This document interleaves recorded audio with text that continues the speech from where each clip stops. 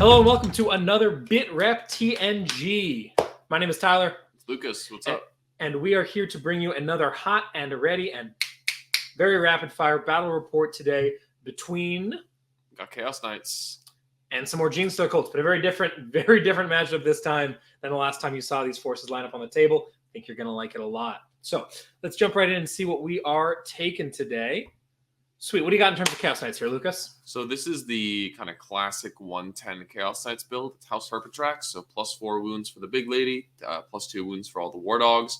We've got the Knight Desecrator with +1 attack, reroll 1s to hit. Aura of Terror for scary or dread checks within 12. She has the 4-up invuln, and she has the iconic Blessing of the Dark Master, so no rerolls, and then once she kills 10 wounds worth of models, trans Hitman. So she can be a big hassle and a gigantic bullet sponge. We've got 6 Stalkers in total, 3 with fists and chain cannons, and 3 with melta guns and chain talons. They all have the havoc mortars. One of them has the dog hat and a undivided feel no pain pregame upgrade. We have 3 Wardog Brigands with mortars, no special upgrades for them. And then we have the classic Zinch Executioner with the Mirror of Fates, Precision Cruelty, and Helm of Warpsight for ignore cover and hit mods. Yeah, fair amount of firepower, and the Desecrator, which can be problematic for some armies to deal with. Yeah, absolutely. Moving on down to the Genestealer cults. This is a Cult of the Rusted Claw sort of build. This is kind of reminiscent of some of the stuff that Eric Lathuris has been playing around with. Wanted to give it a try. I think it's actually my first time putting it on the table. So I wanted to see what it can do. Got some fun stuff here. So as you can see there in the front, we got a giant pile of characters. We got a Patriarch. He is, of course, the Warlord, and this dude is a badass. He's got the Nomad's Mantle, so he runs through whatever's in his way. Models, terrain, doesn't matter. And then he's also got Entropic Touch, which is the Rusted Claw Warlord trait. So he's got the Rusted Claw Relic and the Rusted Claw Warlord trait. And that Warlord trait gives him Tesla, so double exploding 6s to hit and +1 AP on everything, which means his claws on wound rolls of 6 go up to AP 7. We also have the Rusted Claw Spell, of course, which is on him and the other wizard there, the Magus, which gives a target, which is a malediction that tells a unit that everything going into them is +1 AP, which means that in theory, if I roll 6s, that dude could be AP 8. Let's go. It's hilarious. That guy's awesome. Love him. And then we got just a normal Primus and a normal Magus as well. They've got spells and stuff. Look at the description for the details. And obviously the wizards have familiars because they're free. And then elites characters-wise, we've got the Reductus with Oppressor's Brain. We've got the Sanctus with a regular sniper rifle. And we've got a Nexos with Cranial Inlay. Kellermorph is there, but he does not have Wormtooth rounds because you only get 3 relics. And Nomad's Mantle is non-negotiable in this list. And Oppressor's Bane is non-negotiable. And I really like Cranial Inlay. It's a bummer. We'll see how it goes. So that's them. Oh, I'm just realizing that I think in that Orc game we played, I shot Wormtooth rounds that I didn't have at the truck. Excellent. Anyway, not in this game though. Don't worry about it. So in troops-wise, we have just 2 bricks of Neophytes here, 20 mans with seismics, shotguns, Webbers. What's kind of interesting you'll see here is that in this list, they're going to start on the table. So they don't need any proficient plannings because as Rusted Claw, you advance remain stationary, but we don't have industrial affinity. And arriving from Deep Strike or getting out of a transport never allows you to remain stationary. So they have to be on the table. But they're pretty quick. Being Rusted Claw, by the way, is going to give us reduce AP 1 and 2 by 1. So AP 1 goes to 0, AP 2 goes to 1. And it also gives us, like I said, advance and remain stationary. So that's going to be useful. And then also for troops up sort of over there, you can see we got 3 squads of Acolytes in this list. 555. All of them have that one dude who's gray because he hasn't been painted yet, who's got 2 demolition charges and then whips on the leaders. One of those 3 has the 3-inch deep strike lying in wait, and the other 2 are going to be in trucks on the table. Speaking of trucks, we got 3 Goliath rock grinders right here with seismic cannons and caches of demo charges. We've also got 2 way over there. This is kind of hard. We got 2 Goliath trucks, also with caches of demolition charges. One of them, the one that's painted better, has from every angle to arrive turn 1 from outflank if it wants to. We'll see if we do that.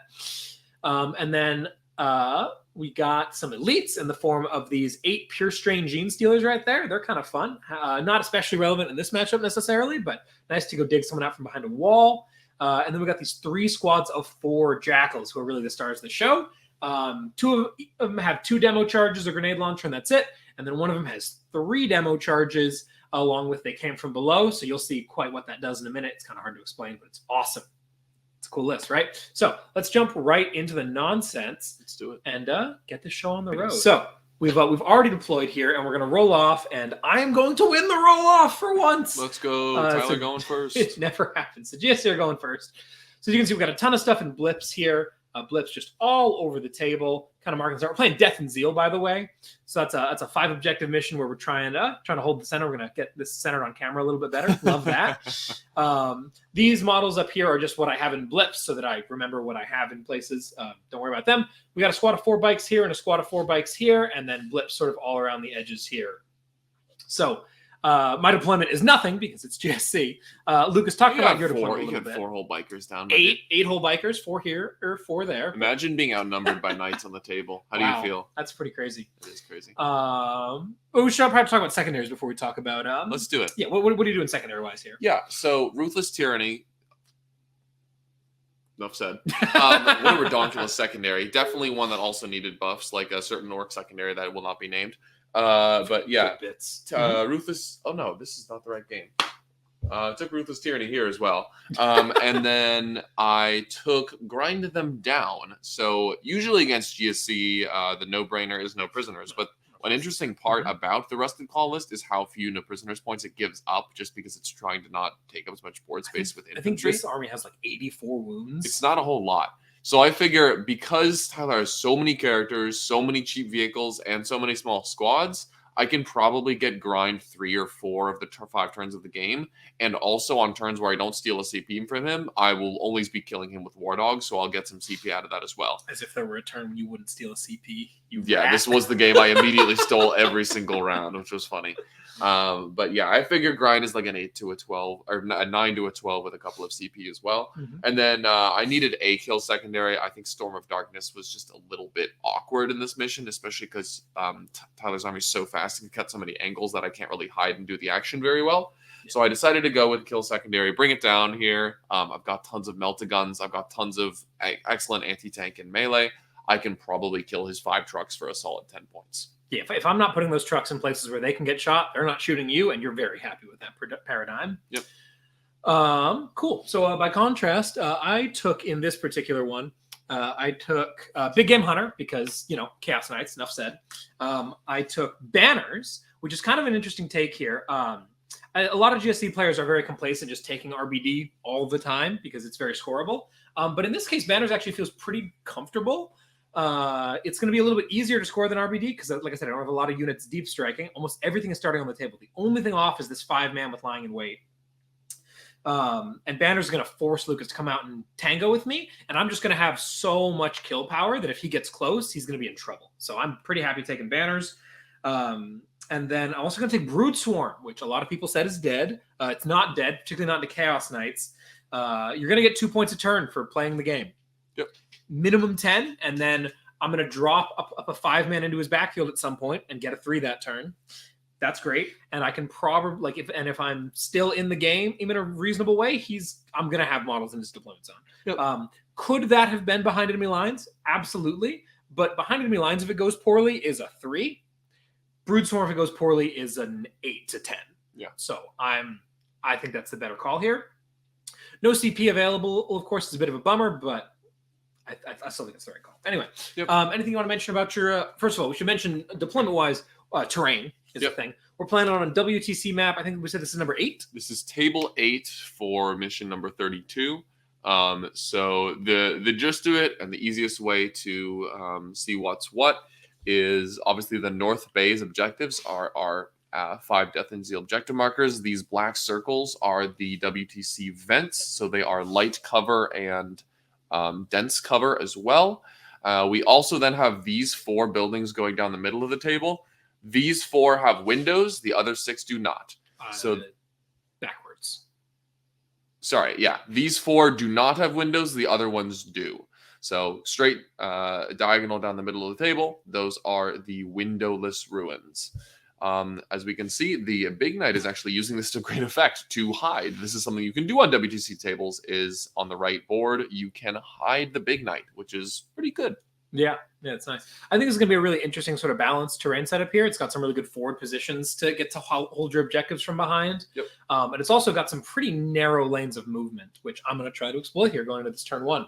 Yep. So I am pre-gaming both of these bike squads up, and then, of course, there's the third squad, which is going to go way faster than them. Here they are. They show up from a blip right there and then immediately make a normal move. So they're going to go 14 inches this way. And then next turn, they're going to go 14 inches this, or not next turn. In my movement phase, they're going to go 14 inches further over this way. And Lucas's Dog Hat Knight is chilling right here between 2 other knights behind that wall there. Farewell, King. They cannot see you. There's no camera. But Lukas is saluting his Dog Hat Knight. So he's hopefully going to go down. The benefit of the Rusted Claw here is that I get to throw demo charges in the movement phase for a CP, in addition to the normal shooting and fight phases. Yep. So that squad can very reliably put a knight in the ground. And do we decide that, and you can't -1 damage it because that's only against, is that fight phase or melee attacks? Do we decide? Oh, the demo charge you throw in melee? Yeah, does it work? It does work. It does. Okay, it's in the fight phase, but it's certainly not in the movement phase or the shooting phase. So Yep. we're going to pop out here. We've set up here. We've got the truck with the 8 Purestrains and the Kellermorph. And then here we've got the grinder with the Patriarch. It's going to come in and cozy up against this L here so that he can explode out in any direction without being in any particular danger himself. Obviously, these guys are going to go up and they're going to plug this hole and say, you can't come here. These guys are going to go up and they're going to plug this hole and say, you can't come here, and basically force Lukas, if he wants to come out of his DZ before the charge phase, he's going to have to do it down here, which is a super dangerous place to be. A lot of lines of fire there and not a lot of objectives to be standing on. The third squad, we're back here, is going to kind of be the loins in the words of Shaka Zulu, and hold down that objective while being ready to pounce out later. I do a little bit of back and forth here on how to exactly get this banner up the best, but because it's 3-inch disembark, 6-inch move, I don't need the Steelers to go do it. I'm just going to have the Kellermorph do it. I think he just walks over there because he's not super necessary. He'll get Lookout Surf from the bikes over here and be safe while doing that. And Lukas is going to have 0 possible way to get on that objective, so that banner is going to be safe, the bike's going to be safe, the Kellermorph's going to be safe. Yep. It's going to be a good time. And then, yeah, down here, these trucks are going to try to get some shots off going up this way, backing up these bikes here, make sure that we're doing damage here. Something that I have found irritating when playing the Chaos Knights in the past is that if you try to get too cute and just focus on move blocks and not damage, you will lose the attrition war. Mm-hmm. You need to kill knights every turn. Yeah. So trying to drop at least 2 knights here is good. I actually make a bit of a mistake here in that I do this kind of thing all the time. I don't set up enough secondary targets. Right, this truck, including the Reductus, this grinder, this Neophyte squad, and this Jackal squad are all going to line up this one knight right here. Yep. That knight is dead. Definitely. It's going to die. However, if memory serves, I don't shoot the Neophytes this turn. Yeah. I think you might need 1 squad to kill that knight, and then the other squad has no target. Yeah. Whatever the case may be, even a single squad of Neophytes going out and taking bullets this turn, which they're going to take some bullets, yep. Is just not necessary to get the job done here. They needed to either have a better target or just be hiding. I think they probably should have been just right here, hiding, and saying, cool, we don't need the Neophytes to get this done. If that dog is alive at 2 wounds after everything else, cool, whatever. Yep. I don't need to be taking a bunch of fire for this. I'm glad they do these barrels because that did not even occur to me until just now that was a better play. Oh, yeah. So, yeah, we're going to run up. We're going to raise that banner like we talked about. Like we said, it's got Lookouts are from the knights, from the bikes behind the wall there. And then we're just going to line up both of our melee trucks here ready to explode out and do some damage and hit some big charges. Obviously, Chaos Knights have a thing or two to say about big charges, but we'll try. Here you can see me whipping out ye olde laser beam pointer thing. If you do not have one of these and you play Warhammer, get one. Yeah, they have definitely been a huge addition to all of our arsenal of in-game aids in the last couple months. I cannot believe I played without this for the longest time. It was ridiculous. Yeah, it's super useful, particularly insofar as for like me and Nick, insofar as beams and exposure for GSC. Yeah, it's just super helpful. As you can see here, what we're doing is we've actually picked up this Brigand. Lukas has 2 Brigands in Outflank, by the way. Yes. Solo Brigands. And I'm just using him as a measuring piece to see where this Executioner can get to fire shots down this way and to set myself up accordingly. I don't want to get clapped back really hard on these trucks here. Preventing that will help out there a little bit. I make a mistake here that I like in my planning that I hadn't been thinking about in where these. No, I don't think this guy shoots these Neos this turn by touching the wall. Was he able to shoot the Neophytes? He might have been. Yeah, yes. This was a huge mistake because I forgot that this thing had windows. Admittedly, if you play with terrain that's a little more WYSIWYG than what we're playing with here, easier to understand. Yeah. But that slightly underlies part of why I think this was a really excellent conceptual first turn. And you're sadly going to hide some Neophytes, which is that all of Lukas's chain cannons are right up here. Right, like these, like that is Stalker, Brigand, and then it's melta sword, carnivore, executioner. That's another melta sword. Melta sword, executioner. Yep. Do you not have any carnivores in this list? No carnivores. Okay, cool. And then the 2 brigands are off the table, which means that all of his chain cannons are up here. Which means that if they can't move that way, they're either moving into the absolute kill zone or they're just useless. And this shooting doesn't bother me. Right. Certainly doesn't bother Neophytes. The execution on this plan, not perfect, but still pretty good. I'm able to mitigate a lot of the chain cannon shooting. But that is the thing you want to be doing when you're playing GSC. You have so much output and so much mobility that your priority needs to be, how do I not get hit? And then make sure you do enough damage. Right. It'd be really easy, especially with how fast this list is, to have Neophytes standing like right here at this point in time and just Daka. I could easily get a 3rd night kill. I could do some damage to a 4th probably, and then I would get tabled. Definitely. So we got to sit back and play a little more reserved and cut these angles a little better and see how we're going to handle it. So at this point in time, we're going to come in and start firing some shots. I don't think we got to see it, but the Jackals did run up top here and huck a flat 6 demo shot into that dog hat guy. I think they did like 8 damage to him or something silly like that. That was the movement phase demo charge, right? Movement phase demo charge does like 8 damage. Is that a normal GSC stratagem or is that the Rusted Claw? That is the Rusted Claw stratagem. It is 1 CP, and the way it works, and we got a minute here while I roll a bunch of dice, so I'll explain this. The way it works is after a Jackal unit has made a normal move or an advance or a fallback. It works on a fallback. It works on a fallback, which I mean makes sense because they fall back, shoot, and charge. Sure. You nominate 1 enemy unit that any model in the Jackal unit has moved within 6 inches of over the path of the movement. So it can be someone you drove right past. It can be someone you drove right up to. It can be someone that you drove right up to that is behind a wall. There's no caveats here about line of sight at any point in time. And any model in the unit then gets to huck a demo charge at them immediately in the movement phase, and it's flat 6 shots. Yep. Spicy. Let's go. Now, you need to stay within 6 if you want to benefit from exposure. You don't get to count as having been within 6 when you threw it. But the Nexo starts on the table in this list. So that dog hat had a token on it in the movement phase, and I was within 6 inches with a biker unit to throw the demo charge. So that's flat 6 shots, and they got this pile of cards here that are attached to this unit are both of the Primus buffs via the Nexo, so they're rerolling 1s to hit and to wound. So that's 6 shots, hitting on 3s, rerolling 1s, wounding on 2s, rerolling 1s. Pretty spicy. And then you've got a 5-up pinball. Yep. Cool. I can't even rotate if I wanted to. Yeah, rotate is shooting phase only. Hilarious. Yep. So lots of damage output there. They then throw another one in the shooting phase, and then they charge and throw another one in the fight phase. 3 landmines, boys. You'll love to see it. And now as you can see, all those shots came in. They went ahead and blew up the one night and put a little bit of damage on that second. How did we get a second crossfire token? Who is that other token on? I think it's on one of them. I don't know. We didn't do a lot of damage. I think like I threw like 1 grinder downtown. You might have had like the truck left and it randomly auto-cannoned and put a token on somebody. That sounds about right. So yeah, we took out that knight. We ended up taking out the other big knight. You can't see behind the wall here, but there's a big solid move block of bikes happening. Yep. So Lukas is not taking a single step in that direction. He will be able to step back and touch this wall and see this way, which was something I was not exactly counting on. But unfortunately, there's going to be a lot of stuff happening behind here over the course of the game, which you won't be able to see, which is a bit of a bummer. Mm-hmm. But hopefully we'll be able to just kind of hand wave a little bit of that into existence. This knight that was right here, she actually exploded. Yeah, which was funny. So that ended up putting 1 wound on both of these dogs and then 2 wounds on Big Lady as well. So, yeah, definitely unpleasant. but not the end of the world. Tyler has committed a fair amount of stuff here, and he did get 2 dogs out of it, and very importantly, my lieutenant as well. Without baby transhuman, the chain cannons do tear apart the Neophytes.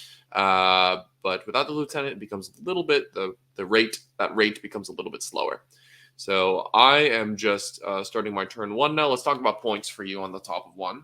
You ended up getting a 2 on Brute Swarm. Yep. That's outnumbering me in your DZ and No Man's in Land. the midfield. Yep. It's really easy on turn 1 because you're not in the midfield. 2 banners are up as well. Mm-hmm. And this is one of the funny missions where you get 2 or 3 points for every tertiary for free. Yep. Because why not? Naturally, Lukas is not on any midfield objectives, so we won't be getting any points out of that. But we do get 2 for taking 1 ourselves. Yep. And something very notable here, when you're playing on these missions, it feels like those points are automatic, but you get to control your opponent's points a little bit more than you might anticipate. Yep. So Lukas is probably going to take a midfield objective. It's going to happen. But this squad of bikes right here could have been on this objective. Would have been really easy. And some very basic principles of put models on objectives would suggest that you should. But in this case, that just offers Lukas a free point that I don't need to give him. Yep. The top objective, however, these guys are super safe, so that's no worries there. So that allows me to mitigate some of the bottom of turn advantage on this mission of getting the 3 out of there. Yeah, so those are the secondaries there. 2 banners up, 4 on Bring It Down, and 2 on Brood Swarm, 2 on the tertiary. We're gonna hand it over to you, Lukas. What are you trying to accomplish this turn? Tyler's definitely put me in a challenging spot. I want to pick up these 2 units of bikes absolutely bare minimum. It should be fairly easy considering they're right in front of me. I just want to do it as efficiently as possible, i.e. do it in melee. Because I have 2 brigands off the table and I've already lost 2 dogs, my firepower this turn isn't all that efficient, in all honesty. So I have to put as much of it downfield as possible in order to keep up with this damage war. So I'm going to try to put some mortars and some chain cannons into one of the blobs of Neophytes that have exposed themselves. With Rusted Claw, they actually ignore a pip of my chain cannon AP. So, I pick up a pip of wounding as opposed to the Myriad Cult, but I lose a pip of AP, basically. Between that, and I think you end up double covering the squad, Yeah, right? I do end up double covering the squad because I got so many of them chilling in that ruin there. I don't know why all of them weren't chilling in that ruin, probably because I forgot it also had windows. So usually the AP2 of the chain cannons would just tear you apart, but you're actually taking a 5-up armor here. Yep, absolutely. In cover. Really slows down the output. Yep. No, you're taking 4-up armors. 5-up, 4-up, 3-up, 4-up. Yeah, 4-up armors. 7-up, and you ignore a pip of AP and get +2. Yep. Wow, that is strong. Right? So yeah, I only have 3 chain cannons left to begin with, so that squad is definitely not getting wiped out. But I do end up killing maybe like 10 to 12 of them, and then a few more run. They start the next turn with 5 models, and then obviously with the banner, we'll get a couple back. Mm-hmm. My next priority is to shoot my couple of melta guns and the Desecrator laser into one of these trucks. Ideally, I will finish the truck with the Desecrator laser because activating her pact will mean that she basically spends the rest of the game untouchable, or Tyler has to take an entire turn to kill her, both of which are completely fine for me. If she gets to bully her way around the table, that's great. If he wants to dump his entire army into her to finish her off, he can do that. The dogs are then going to run free. Mm-hmm. So she ends up finishing off. You can see there's a couple wounds on that rock grinder at the bottom of the table. She is going to end up finishing that off with her laser beam, which is going to be great. Don't end up killing the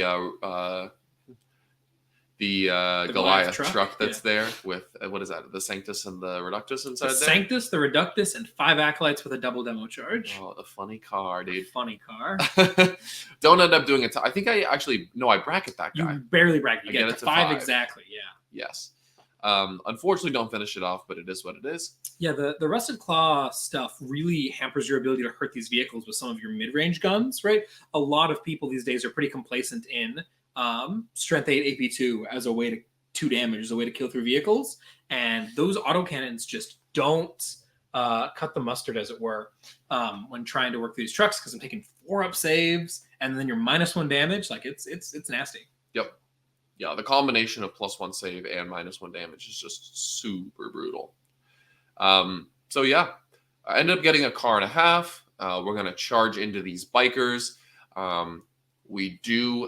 There is one stalker behind this wall that touched the wall in order to shoot into the Neophytes that are down here. He is then going to charge into those 4 bikers and manage to finish them off. And then obviously Desecrator here, no problem, able to scoop 4 bikers. Yeah. Isn't really an issue for her. And we're going to charge in with the dogs to get a little bit of movement as well. It's very important when you play Knights to always be thinking about where your models are going to end up, because the bases are so clunky and movement is so important. And you're so easy to move block. All 3 of those things mean you need to be very careful about where your models are positioned and thinking a turn in advance. So I want to try to move these dogs up, keep them in the grate so that they will be -1 to hit, but also, keep moving forward. Yeah, that is one of the downsides of playing Rusted Claw as opposed to the more common Myriad lists. Forests become a bit of a problem. Yeah. Of course, you can still ignore dense cover if you're within 12 and exposed, but within 12 is not really where this army tends to live with the guns. You also don't want it to get within 12 of Chaos Knights. This is factual, but also getting exposure is not necessarily super easy. Right. So not ignoring all those hit mods makes suddenly things a little bit sketchy. I think that's, well, actually, the within 12 stuff is what it is, but the exposure, I think the Reductus is going to, not the Reductus, the Alphys is going to help with that someday. Definitely. We'll see if we end up slotting her in. This pile of Neophytes down here is my dead pile. I often do this as GSC because I'm about to get a bunch of dudes back. The dead pile just lives on the table clearly out of the way, and then it'll get taken after I've gotten the dudes back. It makes it easier to count morale, makes it easier to put dudes back. One of the problems you'll run into if you play GSC a lot is how long it takes to shuffle all your models from table to tray to tray to table and back and forth and organized. If you are not swift of foot, as it were, I would definitely recommend a cart to follow you around. I should probably get one of those, frankly. Yep. Yeah. So bottom 1, what's your score looking like, Lucas? So I will pick up 2 for taking the bottom right objective with Desi. She's hanging tight on that. 10 models, no obsec, so definitely take backable. But just, make sure that Tyler's to actually put models there in order to do that. Do have been getting 2 on the tertiary. I get 3 points on grind. I killed 1 truck and 2 squad spikers to the loss of 2 dogs. So do get 3 points there, and 1 point on Ruthless Tyranny for having 3 objectives in the dread range, which is nice. They did make a change to Tyranny in the Arks of Omen detachment, or Arks of Omen packet, that gives, instead of 1 point, 2 points for having all the objectives in the dread range. So it's now you can follow 2 paths of play with it, which is, on the one hand, you can just get 3 every turn and get a 15, or you can take 1s early on, which affords some passive play, and then on later turns get some 5s to make up for it and still get a 15. Easily one of the most redonkulous secondaries in the game. If the other CK1s weren't so, middling, I think it would be absurd. Yeah. But, yeah. So do end up getting 1 on Ruthless, which I am totally fine getting on turn 1. Mm-hmm. Tyler's getting an 8 here, which is going to be good. Yep. He's got his 2 banners up, and the good news is I am far away from those banners. So if you can continue to throw your army away and attrition me down, it means those banners stay up longer, you prolong your 8s, and that is one thing I really want to do this game is attack your primary, and right now it's looking like I won't be able to do that until turn 3, 4, even 5. Yeah, absolutely. And so now that I have successfully, I've got us in the right direction in terms of movement game, in terms of blocking him off and positioning. Now I need to actually win the damage war is the problem, because none of that means anything if Lukas still tables me on turn 4 or turn 3 and just owns the whole table. He's going to score too many points too quickly. So this is the turn where we got to hit the gas. I need Knights to die. I'd like to also hold Lucas's primary down a little bit here, because I know that once things get really into the scrum, it's really hard to get Chaos Knights off of objectives. So you got to hit their primary early when it's easily accessible. Like Lukas said, he has no obsec on that midfield objective down there with the Desecrator, so we're going to have 5 Acolytes hop out of that truck and just blitz on over there. I think I end up needing a 3 on this advance, and I get a 5. Love it. Yep. So they're great. This list is pretty light on CP, so I really did not want to fail that roll and have to figure out what to do after then. I was thinking about, I think if I don't get that, one of the moves I try is advance the truck up, Psychic Stimulus it to advance and charge Desi, die, get it on the other side of the wall with the obsec dudes. Interesting. There's tricks. There's always tricks, but right. Man, I did not want to have it's so much easier if you just roll the 3-inch advance. Yep. So they're gonna go in like that. The characters vacated the truck, got out backwards. We got the Sanctus and the Reductus there. They're gonna move later because they don't have to move immediately. But they're gonna be really clutch. Those 2 characters are just insane, particularly in this matchup. The Reductus puts out so much damage from so far away. Flat 8-3-3 hitting on 2s is just good. Spicy. The fact that, like, one of the things that GSC run into, especially Rusted Claw, is that the hit mods stacking up can be a problem. When it's like, okay, I'm +1 from crossfire, so I'm hitting on 3s, but oh, you're -1, it's 4s. Oh, you're -2, it's 5s. Yikes. Her being BS2 means she never hits worse than 3s, and now we're in business to do reliable damage. Yep. Her shot count, not as reliable, but it is. You can't win them all. Yeah. Yep. So this squad of bikes that I was calling the loins earlier, as you can see, is going to fly up and rinse and repeat. Lukas is not allowed to walk through this corridor ever. Senior Patriarch is joining the fight, baby. He's going in. The Tesla boy. My thought is, I want to clear off this quadrant. If I can kill these 3 dogs, Lukas has nothing up here. His brigands have to walk in back here. Excuse me. And if the brigands are back there, that means they're not threatening anything on my side of the table. And they don't have any punch, so I can get them in combat. I can get them tagged. Like that is my dream situation there, which means that to avoid this, Lukas might even run some of these stalkers backwards. That'd be messy. Yep. So this is definitely a situation where I want to hit his backfield and hit it as hard as I can. Steelers are also going to pop out of this truck here. I think they line up like some 6 or 7 inch charges. And we're going to line up some shots. So the dream here is shoot and kill this guy. Steelers charge this guy. A Patriarch charges and kills this guy. And then the rest of the shots after this guy is dead and this guy is softened a little bit, we can start putting shots elsewhere. The Steelers do not kill this, though, so the bikes need to come over here and do as much work on that early. I think they throw, I don't remember if they throw a movement phase demo charge or not, but they're trying to get some damage through over there. Do you have a dog who's extra durable, like a feel no pain dog or anything? He already died. That was the dog had. Oh, yeah, we killed him through the feel no pain? Let's go! Yep. Rusted Claw, baby. Yep. Keller is just going to end up chilling over there. So I do need to worry about the brigands, though. As much as my hope is to set up a situation where they have to come in back here and be less useful, Lukas absolutely could look at that and say, yeah, all right, cool, bye, and just abandon that objective entirely. If I have a weak flank, yeah. And then suddenly he's got this on lock, he's got this on lock, there's better firing lanes going backwards anyway. Like, that'd be scary. So I do need to zone out his knights here, so I just grab his brigands. It's always nice when you have an opponent who you know well, who doesn't mind you using their models to move stuff. If your opponent does mind that, try to find something similar in size-ish, I guess. Try to tell them your intent. Yeah, try to explain, yeah. Hopefully you can use your opponent's models to move the stuff here, or ask them to politely move things for you, whatever the case may be. Using those to actually see what fits and what doesn't is a much better strategy than trying to eyeball a number. Like, a lot of people are like, I'm 9 inches from here and 9 inches from here, and that is the only way to move block, so I need to be everywhere. That's not true. These are 100 millimeter bases. Mm-hmm. But also, a lot of people are like, it's probably close enough. And that is just, you're asking for failure if you're going to go for that. So definitely. The truck advances over there and is going to do a lot of that move block. I think he's actually able to move, to not move block. This grinder comes back here, blocks this off. The truck comes here, blocks this off. And then the Keller here is going to take some shots this way and then get back in the truck. So we got a little bit of extra security there. I don't think that's necessary, actually, kind of in hindsight. That's just unnecessary risk. I guess it means that next turn, the Keller morph. I don't actually see a benefit to that. Doing what? Getting the Keller morph into the truck. Movement next turn? I don't know. Yeah, I don't. It seemed cool. It was a thing that I could do, but I don't think it actually benefits anything because it just risks him rolling a 1 if the truck dies. Right. And, like, in exchange, he gains protection, but, like, from what? Nothing's shooting at him. Is that a Goliath over there? The Goliath truck? Yeah, it's a truck. It's open-topped. But, like, he could just get in next turn. Right. There's no cash. I'm not throwing a cash from there. Anyway, whatever the case, they're going to go hold down the fort on that side. I guess there's, like, a theoretical threat that you kill these guys and then start shooting him. I don't know. Whatever. It's cool. I like that he gets back in trucks. It's funny. But whatever the case, that objective is locked down. That quadrant of the table is locked down. If Lukas is bringing in dudes, he's bringing them in. This is my table edge. So on turn 2, he cannot come in off of that.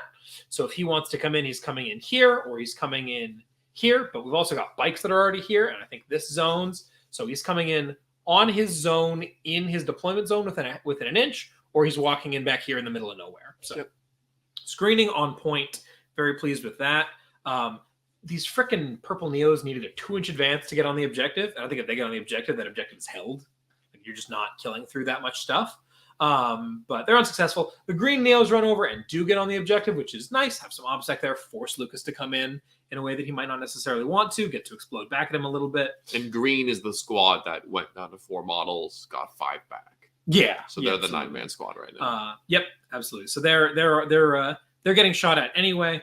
But this is gonna, we'll see how this goes. What's also interesting that Lukas has to kill them first, and then if Lukas is in a really awkward spot because he cannot follow up and start shooting purple if he's not going to kill them, because they will regen onto the objective and get me a 12. Yep. And I don't see why Lukas is getting a dog onto the center objective right now. No. So that's great. This truck advances over here. This is a great move block. It's been measured such that this knight can get to here but cannot move over him. Right. So the thought is either the knight is going to charge the truck and then console after it, or just run up next to it and then shoot it and then charge the Neophytes past it. Either way, it radically limits his mobility. And without that, she would just be standing here and then charge from there. And now we're in trouble. I don't want her to be on the center objective right now if it can be avoided. Right. So we're going in. Time to use that sick rusted claw spell to really limit the output. Also note the angles here.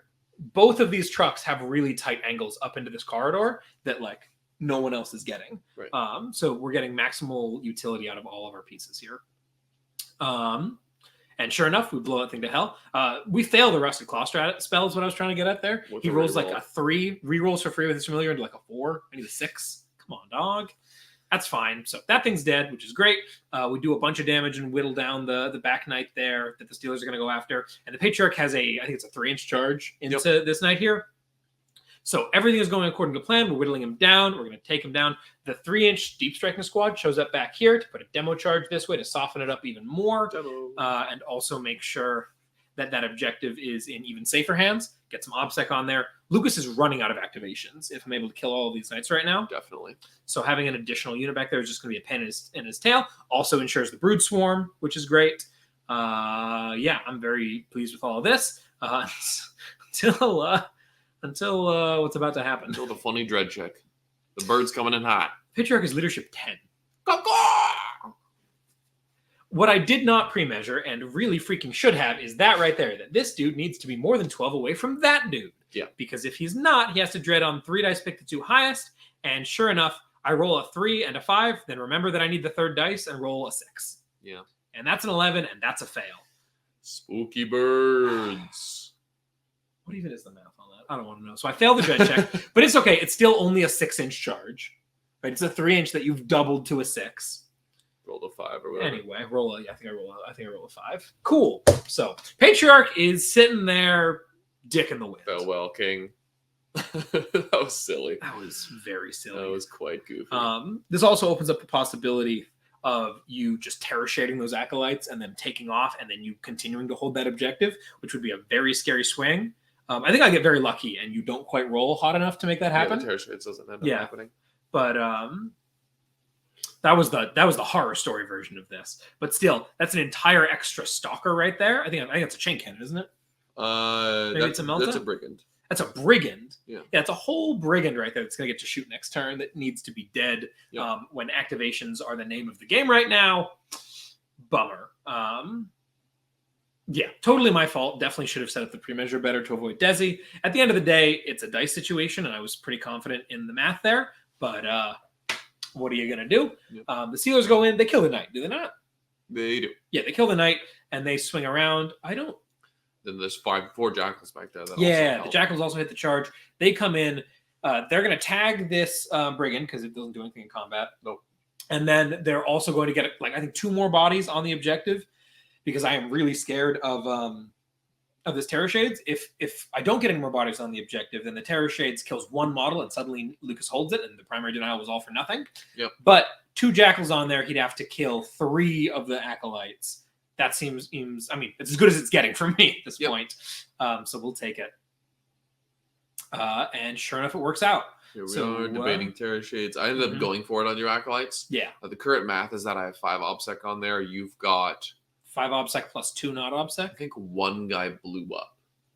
Well, I used the Herpatrax stratagem. Oh, you did that first. It was super valuable. It was hitting 4 units here. And I'm like, I just want 4 mortal wounds. Mm-hmm.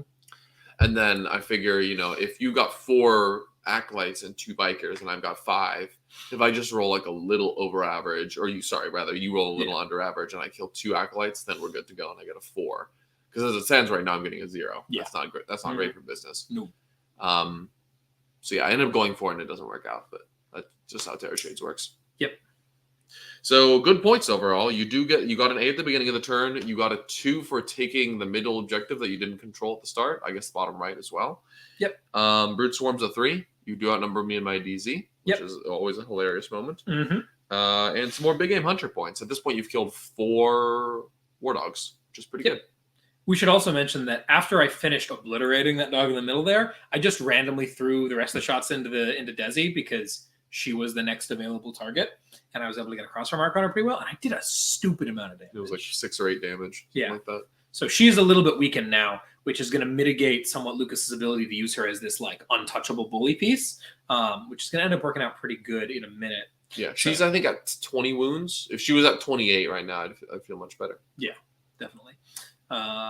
Patriarch is about to get obliterated. That's the other thing, is that the Patriarch, I don't know if I have the CP for this, but the Patriarch is able to hit the charge and then return to the shadows. That'd be sick. Or honestly, just hitting the charge and then having all of this nonsense riffraff around him to really mitigate the activations required to get through to him. You might just not have gotten to him. If he's got Lookout Sir. So yeah. So yeah, feeling this is definitely looking spooky. I mean, you're up on points, and I've killed fairly little of your army. I mean, I get that I've had 1 less turn than you. Yeah, for sure. But you've killed 4 war dogs, and I'm currently locked on my side of the board. So I need to either start winning the attrition war big time or make a breakout. And I'm going to try to do both right now. One thing I always like doing, and I stress to other Knight players whenever I get the opportunity, is put multiple guys on the objectives. It is just too easy to take an objective from a 5 model OBSEC War Dog or Armiger. A 5 model OBSEC unit does it just fine, or a 10 model unit takes it rather than contest. If you have 10 OBSEC on an objective, it becomes really, really hard to take it back, especially when CK have great ways like the Herpatrax stratagem and Terror Shades to flip objectives that are tied. So I've put 2 dogs on this objective, and they're basically going to stay there for a couple turns. And then up here, I bring in my Brigands here. They are going to help shoot away all of these problems and then charge whatever is left. The great news is the Patriarch didn't actually have Lookout Sir because he failed that charge hilariously. So he just ends up getting melta-gunned. Or no, I think the Zinch Knight autocannons him in the mouth. And then a combination of chain cannons and melta guns finish off the Bikers and the Acolytes that are behind the wall. And then the Genestealers that ended up killing that Knight that was behind the solid gray wall there also died to chain cannons. So at this point, I'm feeling pretty good on the attrition war. I also blow up this truck with the Desecrator laser, which frees up a nice solid, I think it's like a 4 or 5 inch charge right there, which is going to let me kill a squad of Neophytes as well. So definitely in terms of the amount of damage I'm doing this turn, feeling pretty good. Ended up finishing off the squad of Neophytes, got a truck, finished off the Bikers, and they are very scared for my War Dogs, so I'm glad for that. Patriarch, Genestealers, 2 squads of Acolytes. So at this point, the attrition war is going very well. But I just need to make sure that I'm still able to get plenty of points. Obviously, grind is going very well. Here we can see a sword dog charging some Acolytes. Here's where the +1 AP from the Iconoclast will be really nice because it takes it from AP 2 to AP 3, which means that, Rusted Claw doesn't kick in, and I'm just chopping right through you, which is great. And then up here, the Brigands are charging what's left of the Bikers. I think I'll get you down to 1 guy on 1 wound, and rather than risk that 1 wound rat falling back and throwing a demo charge at him, I ended up zapping him with the Herpatrax stratagem. This is one that I don't see CK players use very much, and I think is definitely worth exploring for those who have not used it much. Can you walk us through what it does? Yeah, it's a 1 CP strat at the end of the fight phase. You choose a House Herpatrax Knight of any type.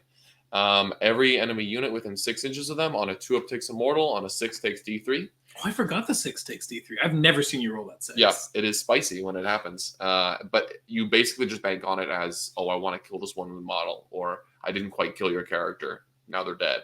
type of thing. It can also be great in combination with Terror Shades to really ensure that a morale check is scary. If you kill 3 guys from a Space Marine squad and get another guy to a wound, you just zap another guy and all of a sudden that's another dude dead and another pip on their morale check. That's being scary. So definitely not one that I'm using every turn, but I will look for opportunities to abuse it wherever possible.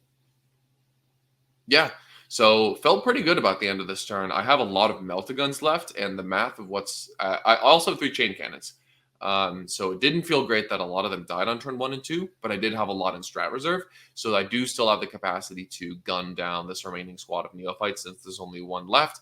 And all of my dogs have melta guns, and one of them has the autocannons. So at this point, I'm feeling like I can probably kill these 3 remaining trucks that Tyler has, since that's most of his remaining army, other than the 20 Neophytes. So yeah, overall feeling pretty good. For points this turn, I obviously got zeroed by Tyler's primary play, so well done there. I do get a 3 on the tertiary for killing that green squad of Neophytes in the middle, and look at her T-posing right in front of those guys. Hey guys, what's up? What a funny lady. So I got 3 points there. I'm on my way for Big Game Hunter, or Bring It Down rather. Grind, 2 war dogs, and I got like 6 units or something like that. I think I think I got grind there. Mm-hmm. And then I've now established myself on that middle objective, so I'm getting a 3 on Ruthless Tyranny. Hoping that every turn for the rest of the game I can either get a 3 or a 5 in order to get either a, I guess, what would that be, a 13? Floor of 13. Floor of 13 with a lot of upside. Yeah. So feeling pretty good here. You're getting another 8 though. Mm-hmm. I have yet to crack into your 2 home field objectives, and those banners are up as well, and it is going to be at least a turn or 2 before I take those down. Yeah. What's really nice about the positioning of all the Genestealers and the bikes and whatnot up at the top is that even with the dudes coming from strat reserve, you are 2 turns of movement away from getting onto that objective. Yes. It's just not going to happen anytime soon. And I think that it can be really easy, especially when playing something as fast as Chaos Knights, to just sort of assume that they can get where they need to go and not bother trying to stop them. But if you do the math and make some measurements, you'd be surprised at just how much work you can do, especially because they're so cumbersome. Yeah, the bases are big and they have trouble getting around walls. So if you deliberately try to use that to your advantage, you can definitely do a good job of it. Yeah, it's really easy to see how to do it here on WTC boards, but in player place, these are the kind of things that you really want to be thinking about way ahead of time into Chaos Knights. What corridors can you force people into, and what corridors can you force people out of? Yep. Make sure the ones you're forcing them into are dangerous. The ones you're forcing them out of, you're doing that. So we're feeling a little bit sketched out here. We didn't get quite everything we wanted to do done last turn, and Lukas hit all of his marks this turn. So we are now on the back foot. It's been a really interesting bit of back and forth here. Some good swings. And we decide, looking at the math here and the position of the places, I'm going to kill the Desecrator this turn. Yep. That is the plan. Lukas has thrown her out to be Le Bullet Sponge, and she will be sponging some bullets. Indeed. This is a turn where I'm going to really struggle to get exposure, which is one of the issues that this list can run into. Being able to get exposure on her, sort of up and down this line here between the truck and the Neos and the Reductus. The Reductus actually runs back here. She's going to take shots down range here, because if I can clear that dog off, that would help a lot. Because think about one of the things you really want to do when you're deciding your targets is think about how you want your opponent to start their turn. If Lukas starts the next turn without this knight and without this dog, he is nowhere. I don't even know you're getting on the center objective. Yeah, I'm out of position for sure. This guy's going to run over here, and there's going to be nothing left here. Absolutely not. I guess it is Death and Zeal, so that would be sticky technically, but that would be a risky maneuver. That? Yeah, right. Obsec. I think I did as well, but that's the situation I want to create. Unfortunately, the Desecrator is hard to kill, as it turns out. So it's going to take a minute to chew through her, and she has to die first before we get to this bottom knight down here. As much as I would love to claim that I'm going to do great damage to her in melee with the grinder, let's be real. Yeah. Can't have that happening. Yep. The grinder is able to get up and get a toe on the objective, which is huge because it means that no one has to get out of it at the moment. And Chaos Knights definitely have a problem with dudes with OBSEC in boats. Yeah. I mean, everyone does. It's just a good thing to have. Yep. But the longer that I can preserve that, the better. So now killing the knight will be enough. I won't have to do any weird charges or anything. I've also kind of lined up this charge here as like a last-ditch effort, potentially, that would get me away from the big knight and onto that objective. If I can drop that knight to like bottom bracket and then hit it with a big charge, that would be sweet. I straight up forgot about my Magus, I think, at this point. Probably just due to lack of reps in the matchup. I think these guys should have advanced this way and used Psychic Stimulus to go a lot further. Try to get on that objective. Yeah. Get this guy, because if we can get this guy bracketed and then charged and wrapped, like he does not have that many attacks and not that great of a weapon skill. And I'm bringing my D6 dudes back, and then I can fall back and charge with Stimulus again next turn. Yep. So there was some potential plays there that I mean, like I said, I'm not super familiar with this sub-faction just yet. So there's plays that I'm missing. But that's all looking all right. We're getting some damage image in. I think we, again, try to put the Rusted Claw spell on Desi and, again, fail. Incredible. That spell is so cool. And down she goes! She went down. Woo! With the auto-explode. I do auto-explode here and take a couple Neophytes and a little bit of truck damage with me, which is nice. Mm-hmm. That was a good play. I think it would have been very easy to ignore that damage because it's kind of unimpressive damage, but this is something that I think Lukas does really well, is he really values mid-damage. Stuff that's like, this is meaningful and it's going to hit a bunch of things. Even if it's not a big, impactful swing right now, seeing a turn or two down the line. I'll appreciate it next turn. Yeah, absolutely. Killing a 7-wound truck is way easier than killing a 10-wound truck for this army. Definitely. And the same goes for a Neophyte squad dropping from 20 down to 16. Yeah. And D6 can be. It could have been a 5 or 6. You also could have rolled bigger distance and hit my Magus. That would have been terrifying. Exactly. Please do not. So, end of the turn there. I'm gonna grab a 3 on the tertiary because I killed the big nut on the center objective, and I'm standing on it with my tank. And then I'm going to grab another 2 on Broodswarm because that's automatic. The big game hunter points are flowing like water. Yep. We're at what, 2, 4, 6, 8, and then she's worth what, 4? Yep. So 12. 12, baby. So points are doing good. Banners are doing good. But this is definitely the turn where things are going to get a little bit extra sketchy because that little dog down there is alive and well. Yeah, he's chilling. I think he took a little damage from the reductance. He did. I think He's at like 9 or something. That sounds about right. Yeah. I think 8 probably because she comes in threes. But yeah, we're doing what we can here. Yep. I don't have 12 wins. I have 14 wins. Mm-hmm. I know how my faction works. So yeah, at this point, we're just trying our best to close in for the kill. Like I mentioned last turn, all of what I have left is anti-tank shooting, basically. So I'm hoping that will be sufficient to crack through these remaining 2 rock grinders. And then the chain cannons will go down, and a combination of them and this sword knight who's kind of behind the wall, here, can hopefully finish off those 20 Neophytes, or even if they're not finished off, get them so low that they won't be a factor next turn. So yeah, definitely coming down to the scraps here. I've got, let's see, 1, 2, 3. I've got 6 dogs left, and then you've got just like 20 Neophytes, 2 grinders, a truck, and characters. Trucks. Yep.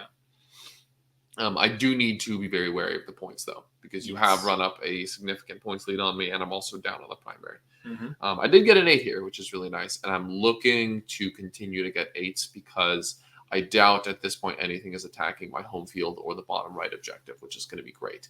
Yeah, for sure. And of course, you went second with Chaos Knights, so you're probably getting a 12 at the bottom there. So me holding you down to a 0 will compensate for that 12. In theory, like if we sit in a stalemate position and we both get all 8s, except you get a 12 on the bottom and you get a 0 on turn 2, that puts me up 4 points on primary. Yep. And the tertiaries are basically a wash. So that feels it was real good for me. In a meaningful way? Yeah, in a meaningful way. Because the 8x4 is 32, 42, almost 4. I think it has the potential to matter. And then secondary wise, my big game hunter is about equivalent to your tyranny. My brood swarm is going to be on par with your big game hunter. Probably. So grind versus banners, like grind gets real sketchy on late turns in scrappy situations sometimes. Yeah. If I can sit back and prevent unit loss, This is a situation where last turn, I feel like what is going to put you in a really good spot here is that solid wall in the middle. If that wall were full of windows and my entire army were behind it shooting at your Desecrator instead of in front of it shooting at your Desecrator, suddenly your ability to get grind this turn gets way sketchier. Yeah, because I have to get 2 kills from weird angles at long range. That's not really likely. So yeah, real. Whereas as it stood, I just like popped a truck, killed the 5 guys inside, killed your 20 Neophytes, easy grind. Those 5 dudes are chilling in that truck, bro. You do not kill them this turn. What about that truck? Was that empty? Yeah, it was empty. Oh, interesting. Okay. Yeah. I had the Magus in this truck and the 5 dudes in this truck, and the Magus got out, and the 5 dudes ran over here, and then the second truck ran over to here. See, they're still chilling. Put the OBSEC in the vehicle on the objective. Fundamentals, people. That is how you get primary. And as you can see, his little dog's up top there. We still have the truck behind the wall, way up here. These dudes ran over. They're going to go for a charge. They're going to fail because skill difference, honestly. It was definitely worth. I mean, I needed an 8 or a 9 or something like that. I ended up CPing it just because, even though I only had 1 or 2, because that was probably the greatest chance I had of getting more points. Yeah. That dog is full health, and if he's behind that wall, you are not killing it with 1 Keller-morph. So doesn't have work tooth rounds. I'm not bracketing him with that would be like -2 banners and minus at least 4 primary. Yep. So that would have been a big point swing. Unfortunately, it did not work out, but it's still worth going for. But yeah, feeling good about this turn. I ended up getting another grind. I have severely hampered your ability to actually hit me back. You've got 1 fully degraded truck on the middle objective now, so hopefully I should be sitting pretty in terms of like, your dog killing ability. The Reluctus is still up. She is. She's gonna reduce someone next turn a little bit. Yeah, Reductus is still there. The Kellamorph is still there. My Primus is going to go do some badass melee stuff. I don't remember if this works or not. Don't tell me. I'm excited to see. I think he's going to try to charge that dog right in front of him. It does. And then the Grinder. We got the dudes getting out of the Grinder. The Grinder's going to fall back. The Magus is dead because that dog ran over and chopped her in half. That was funny. She definitely could have been a lot further back. She didn't need to be up that close to do any of the things she wanted to do in hindsight. And having her right now to stimulus that truck, to have it fall back and shoot would have been sauce. So keep your wizards away from the big scary robots, as it turns out. So yeah, we're going to try to get some work done here. I want to get these dogs dealt with. The one on the center objective would be great to make go away. The one right in front of me has to go away. Yeah. And the Kellamorph and the Acolytes there are going to work together to wrap that dog functionally. So he's not going anywhere else. So if this dog dies and this dog is wrapped up, like the next closest dog to my home objective is here. Yeah. The truck moves up and stands right there to move block and say, you do not get to come over here. And he's sufficiently far away that even if Lukas charges him, he's not going to be able to console onto the objective. Right. This Grinder is going to go over here and stand on the objective. I think it's just that Grinder on the objective, though. No one else over there, I don't think. I don't know who would be. Because the Kellamorph has to go get involved to set up exposure lines and stuff. So we'll see how that ends up shaking out. But it means that Lukas is going to have a hell of a time being way over here. We're preserving the banner more than the primary is what it comes down to. Yes. Is that Lukas can't really go through this way and definitely can't go through this way. He's not getting on that objective this turn. And this dude's trapped up here. This dude's way over here. So if we kill this dog, this objective should be safe for primary and banner. I should get 1 more turn out of this banner over here. We're just really trying to mitigate damage control here. This being a WTC board, you can imagine we are also practicing this for teams environments. So every single point counts. I can definitely feel the momentum has slipped, and I don't think that I'm winning this game. But if I can minimize as that differential, that could be a really big deal for the team. Yeah, definitely. Banners is the way to do that. Yeah. I've been hoping to attack that all game, and the fact that you keep them up for 4 turns is really big. Definitely. I could have even considered raising a banner on the center objective this turn instead of throwing that demo charge. That would have been a bad decision, but it would have been entertaining. It's not going to do anything. Yeah, no, it's not. You could have raised it. I could, which is funny. Exactly. Think about it. I didn't even consider that. Right? But it would have immediately come down. Nah, it's gonna be fine. It is gonna be fine. I'm sure Angry Sword Boy won't. Angry Sword Boy, my Angry Sword Boy came in there and chopped your knight in half. That's true. Did she explode? Is that why there's all those Yes. dice over there? Hilarious. BM explosion. Indeed. But yeah, definitely not able to get enough damage through on that knight there. Not having Wormtooth round sucks so bad. Yeah. I should consider playing without Cranial Inlay. What's the regen? It's the CP regen and the double phone call. So I dropped down to single phone call. That feels so bad. It does feel pretty bad. Yeah, no, I think I just need to get over it. There's so much demo charges and whatnot that I think I can get away without having a little bit more 3 damage. But it'd be real nice right now, I'll tell you that much. Would be. But you know what else would be real nice right now? What? 20 more Neophytes. Just saying. True. Anyway, so we weren't able to get that middle dog down, but we were able to get the close dog down, which is nice. The Calamorph is, chilling there. Oh, nope, he's dead. All right, well, nice try, brother. Goodbye, killer. And Lukas at this point is just picking up the scraps, getting his stuff done, hitting all of his points to try to maximize his score here. What can you do at this point to maximize your score? We don't talk very much about how to step on the throat and get maximal differential. So what's going through your head here? At this point, I've gotten my big game hunter on lockdown, and my primary points are already just like kind of guaranteed for the rest of the game. I'm getting an 8 here. Next turn, I'm going to get a 12, and I'll get some more tertiary. That is what it is. I want to get that final objectives within dread range, preferably either this turn or more likely next turn, just so that I pick up a 5 and I can get my 15 on Tyranny. And then I also want to make sure that Tyler doesn't kill anything on turn 5, and then I just run back there and zap one of those 3 wound characters with Terror Shades on turn 5. This can definitely be something if you take Grind Them Down or you take Assassinate to think about, is using Terror Shades to kill enemy characters in the late game just by sprinting a Stalker over and then 1 CP zapping them. You can also use Terror Shades in any morale phase. Use yours or your opponent's. So if a good opportunity presents itself in your opponent's turn, you can use it there as well.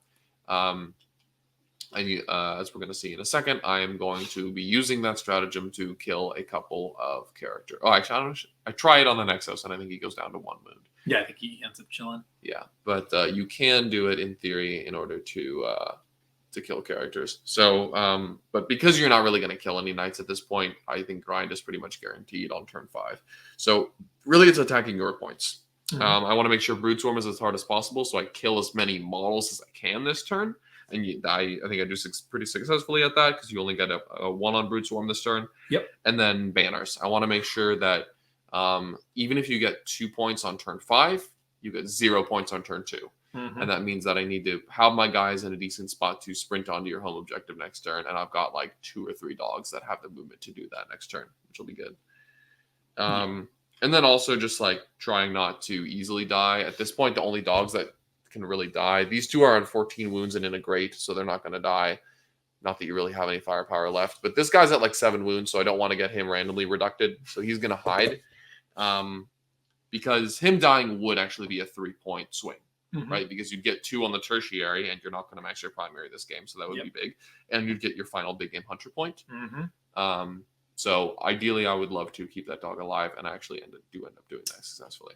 Yeah, I mean, you pop rotate, you do what you can. My dice don't go hot enough. Your dice do, and he goes down, and then we're just pantomiming turn 5 here basically, because we've already talked through run onto the objectives, deny banners, and then the only question is, does he get single kill here on a single character? The Sanctus we had pre-measured is untargetable in this position, I think, because it can't be shot outside of 12, and the Reductus can only be shot by she's dead. Well, doesn't matter what she can be shot by. She's gone.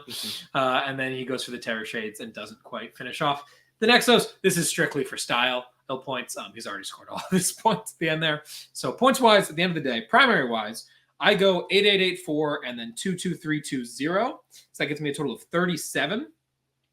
Meanwhile, Lukas goes 0-8-8-12 and 2-3-3-3-2, which gets him to 41. So he ends up swinging the primary 4 points in his favor.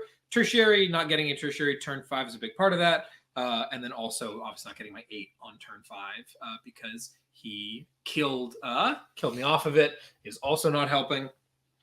Secondary-wise, I'm going to grab a 14 on big game. I cannot believe I couldn't find that 15th point. That was rude. Let's pause this here. And I end up with a 10 on Brood Swarm. Not the 10 I expected to get, but the 10 I expected to get. On banners, I get myself an 8 overall because you are able to walk onto that objective and prevent the turn 5 scoring of it. So that's acceptable to me. And in a losing situation, that's about as good as you can hope for. Yep. So it's going to be 32 overall. You're going to get your full 10 on big game, your full 15 on grind, and your full 15, on ruthless. End up with 40, up 8 on the secondaries. So difference of 8 on secondary and 4 on primary makes this a 79-91 loss for the GSC. A 12-8 win in WTC differential terms for the Chaos Knights, which I think both of us kind of walk out of this fairly happy with. Yeah. If this were paired into, I say this is an unfavored matchup that I am trying to maximize points on. Lucas says this is a favored matchup where he is trying to get good points out of. 12-8 is kind of a negotiation into the middle. Yeah, definitely. I don't think either of us would walk home upset about this. Definitely not. And I think the Rusted Claw is actually very interesting in the Chaos Knights because it turns off so much of their damage and also is so efficient at killing them back. Mm-hmm. Definitely interesting to see it on the table. I think this was the first game I saw it actually, like I played against it. Mm-hmm. Really interesting. I enjoyed the list quite a lot. And I think it does very well into Chaos Knights as compared to the old version, at least. I think there also is some room for upside here for Chaos Knights. Like if they go first and get to take the board, get started on the damage war, there, it could be like a 14-6 if the game plays out about equivalently, but I go first. So definitely interesting though. It was a fun game. Good game, bro. Good game, dude. We're shaking hands. You can't see it because we're off camera here. Yes, sir. But so thank you so much for watching. If you enjoyed this and want to see more of it, go ahead and hit the subscribe button down there, or you can also become a YouTube member, which gives you access to some exclusive content and also allows you to keep the conversation going over on our Patreon. You can find that on Patreon or over on our Discord, which you can also access through the Patreon. I don't really know how it all works, but it's there. You can read about it. It's a lot of fun. Check out if you like seeing this GSC stuff in action. Check out our podcast, Best in Faction: The Next Generation. We got a whole episode about GSC. Doesn't talk about Rusted Claw because Rusted Claw became a thing like a week later. But lots of cool stuff there. We're going to be covering a lot more as I hopefully take a list kind of like this to Bay Area Open coming up soon. It's going to be a lot of fun. Check that out. Lucas doesn't play Chaos Knights in tournaments right now because the Orcs is the best. That's true. But should be a fun time. And check out all the stuff. I got links in the description. Thank you so much for joining us.